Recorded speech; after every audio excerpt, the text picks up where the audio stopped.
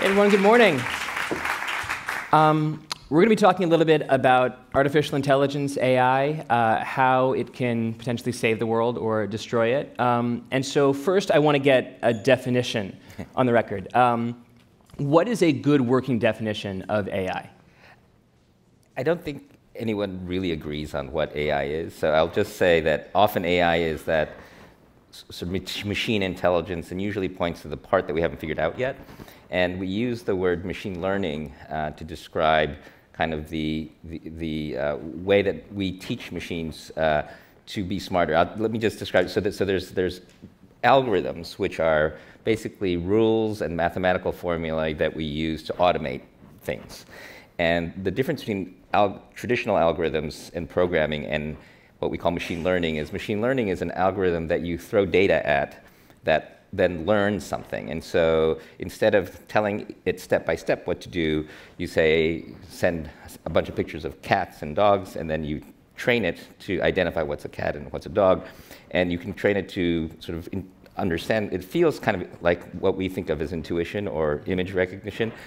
The harder thing about machine learning is that you can't then just look at the program and see what it's going to do.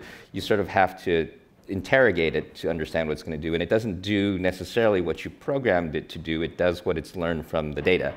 And there's probably dozens of different variants on what we call machine learning or AI on how to teach it. So do you teach it by reinforcing things, or do you teach it by just giving it lots of data? So that gets more complicated. But I would say AI is sort of a superset, and machine learning is kind of the more straightforward version of AI that we use traditionally for prediction. And things right, like that. A species within the genus. Yeah. What is a good example of machine learning that would be familiar to, say, everybody in this audience? Yeah, I mean, I think there's a bunch. I think one would be when you are using a self-driving car, or I guess if in traditional self-driving car, what they do is they use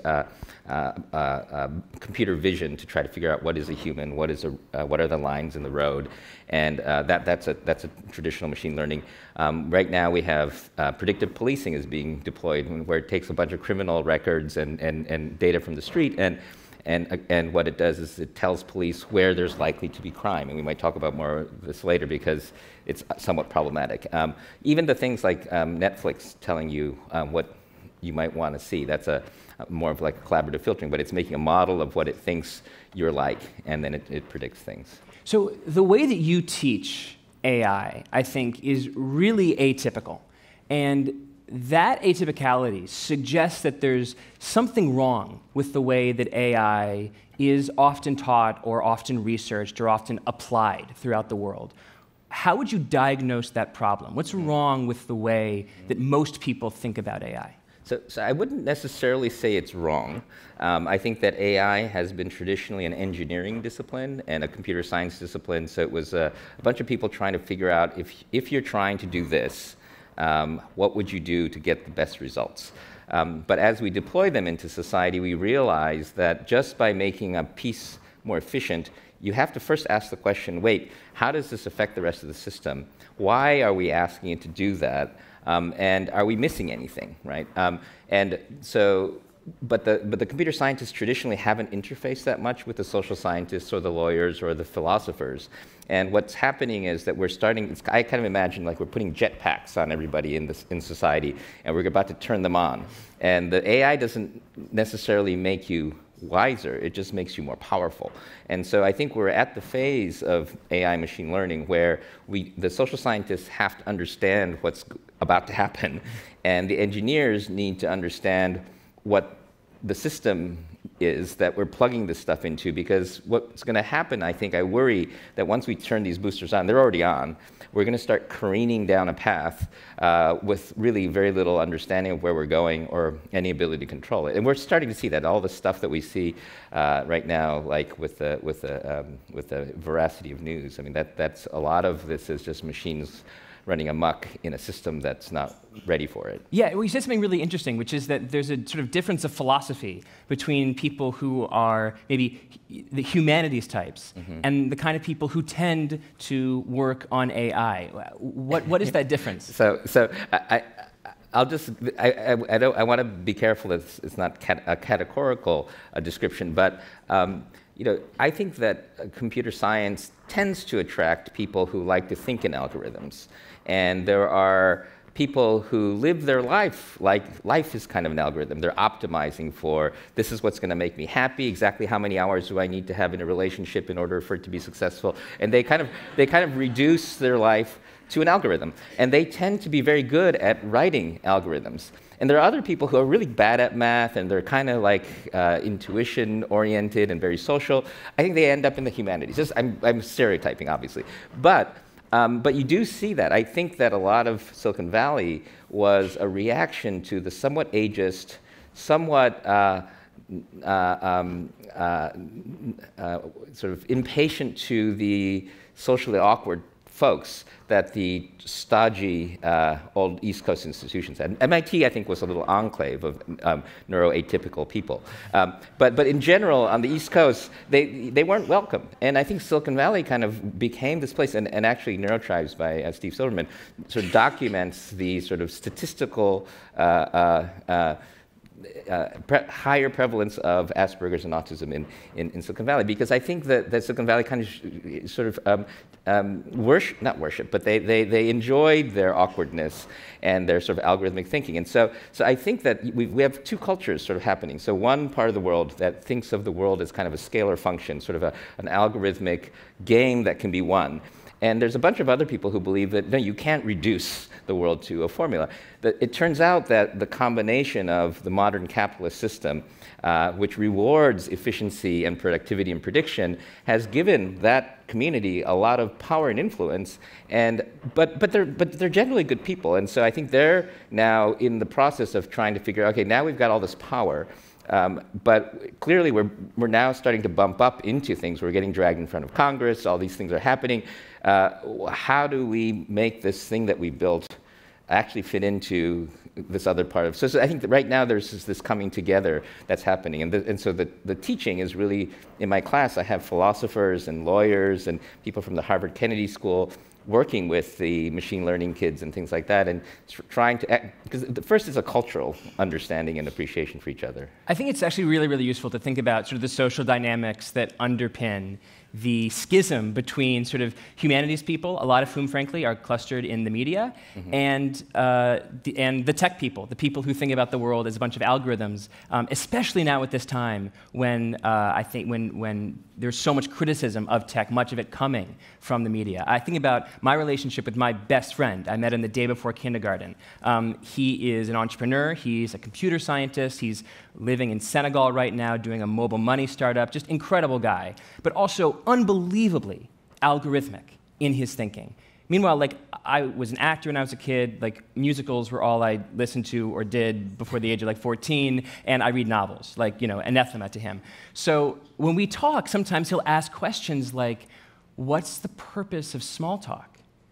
And I'll be like, well, think about it this way. Like, imagine that there's this enormous amount of value underpinning people who are strangers to you, and you essentially have to run an algorithm in order to tap, tap, tap on each person to find that incredible value that's underlying it, even if the tapping itself is a somewhat boring exercise. And he's like, got it, okay, cool, I can do this, I can talk small, I can do it. But it cannot be explained to him through the process of, sort of jazzing with people and social improv is fun. He got it as an algorithm. Yeah. Right. So there's a term in the social sciences. It's called it's called computational formalism. Computational formalism, which is kind of trying to describe things like fairness algorithmically. So this happened in the 50s and 60s when they were trying to figure out what's fair for describing premium rates for insurance. It was the actuarial sciences. And there are a bunch of people saying, no, rich people should pay for poor people. No, fairness is about taking care of your own risks. There's a whole argument about what fairness was. But then the people said, you know what, let's just make a definition for fairness that's mathematical. First of all, the actors no longer understood the math. So they got shook free. And ever since then, there's been kind of a checkbox to decide whether insurance premium calculation is fair or not. And to me, that would be your friend saying, okay, so small talk, check. And I've done that check, right? And so the risk is that where we deploy the algorithms, what's fair for a particular situation, I don't think personally can be reduced to a formula. And I think that's the risk that we have, is that even if you describe to them very specific them, I mean, the people who are, let's say, putting the code together, it's going to depend on where it goes. And so the problem is that we're seeing machines being put into black boxes, and then there's a little US check mark on it that says, okay, this box is fair, and then you can now deploy it, when it kind of depends. And so we need the AI to be more like Legos and less like doll houses. I mean, they need to be shipped to be designed by the people who are going to use it, rather than by some big Silicon Valley company. Well, you mentioned that this group that has an algorithmic philosophy of the world, has gained a lot of power recently, and they've run up against problems. Maybe talk about some ways that AI has been misused and abused in the real world. Yeah, so, and let's go back to the word. I think when you think of AI, you think of like AlphaGo or Terminator.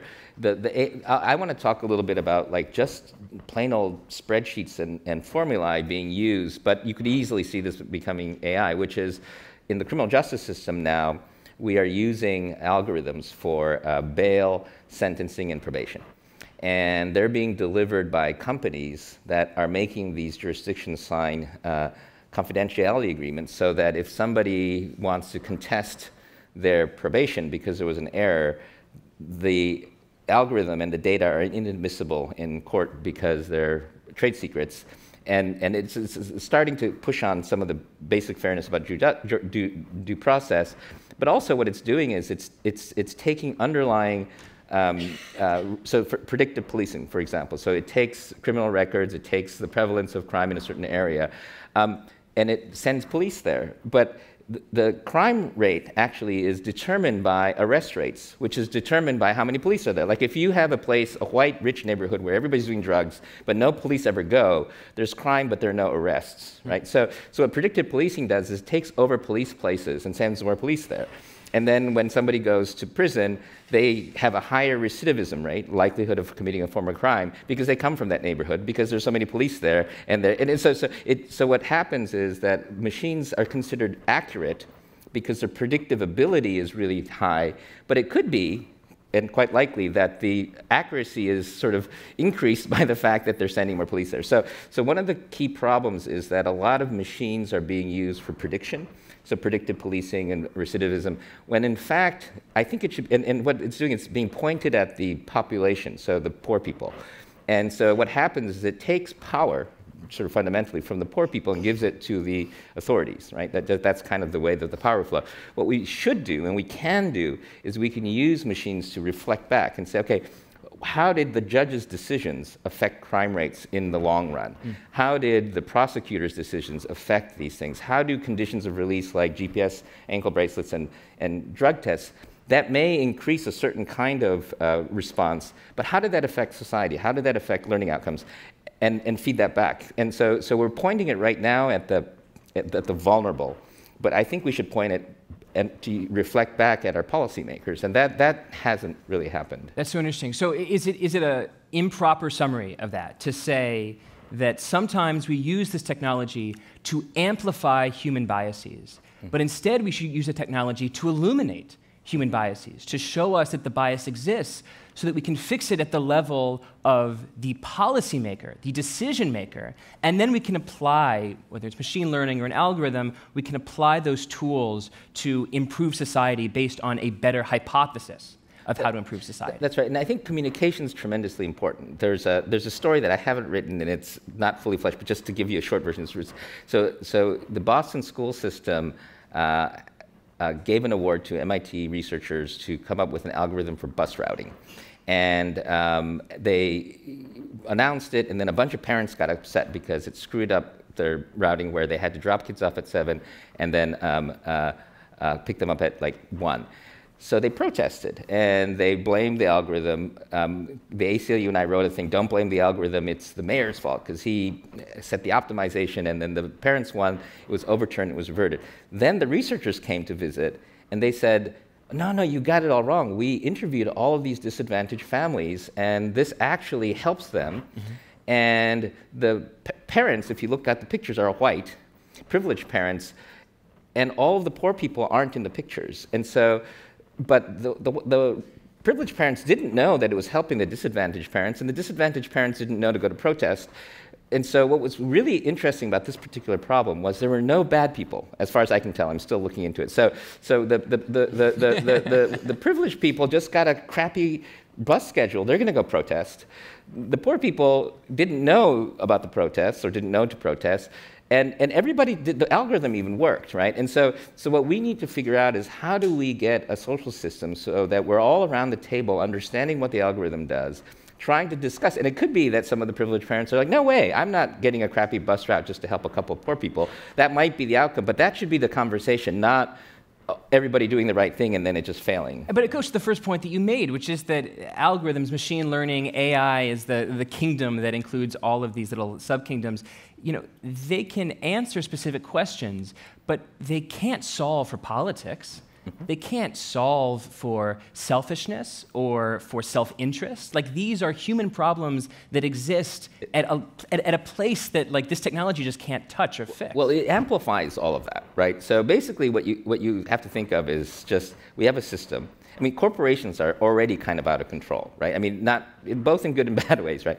And we're trying to control. This is just going to make them even more powerful. It's going to make everything more powerful. Well, it's going to make the powerful more powerful. It's not going to make poor people more powerful. And so I think it's going to confound a lot of things. And we, at the Media Lab, we use the term extended intelligence. So we think that we already have, you know, corporations are kind of like mega intelligences, and what we're doing is we're putting machines into the system. And so just like you said, I think we need to think about how does democracy work when it now has machines more integrated and they become more powerful? How does media work? And those are the questions, and those are social questions, not technical questions. The technical pieces, and just like the conversation earlier, I mean, whether you're on your phone or not when somebody else is talking, it's a technical problem, but it's also a personal problem and a psychology problem. And I think that the issue up till now is that you couldn't talk to the AI people unless you understood computer science. And the computer scientists didn't really want to talk to the social scientists because all they did was shake their finger at them and criticize.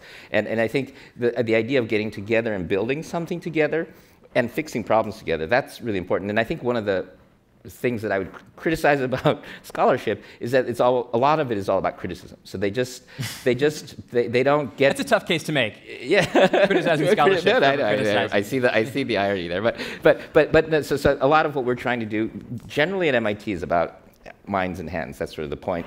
But particularly at the Media Lab, it's about building stuff. So we are trying to track the social scientists and the lawyers because lawyers also just. There's probably a bunch of lawyers watching, but lawyers are generally trained to point out problems, right, and to look at risks. They're not usually people who get in and build things. And now I think Google and other companies have what are called product councils, where you have a lawyer on the team and actually building products with people. That's sort of a new thing. I think what's going to happen now is we're going to see ethicists and lawyers and philosophers and sociologists and psychologists more involved in the creation of machines. And I think that, but we have to train those people. Yeah. So we've set up a number of problems here, the one of which I find most interesting being this almost this personality schism or this philosophical schism between people who think algorithmically and people who are a little bit more right-brain and think more socially. And it's not that one is better than the other, it's just a different philosophy. How do you bridge this? Is it a matter of teaching individuals to think more holistically? Or is it a matter of saying, look, people are different, people are diverse, and rather than try to push sort of neural diversity into a single brain, let's just understand that the world will be fixed by teams, and if we have sort of diversity of intelligence within those teams, that's the better way to go about solving these problems. So that's a lot. I think it's sort of both, if you were to categorize the thing you said into two pieces. So one is, I do think we have to embrace a lot more diversity than we do. I mean, about a quarter of the population would be considered non-neurotypical, if you include ADHD and dyslexia. And that's a lot of people that are being forced to go through an educational system that I failed. I don't have an undergraduate degree. I got kicked out of kindergarten.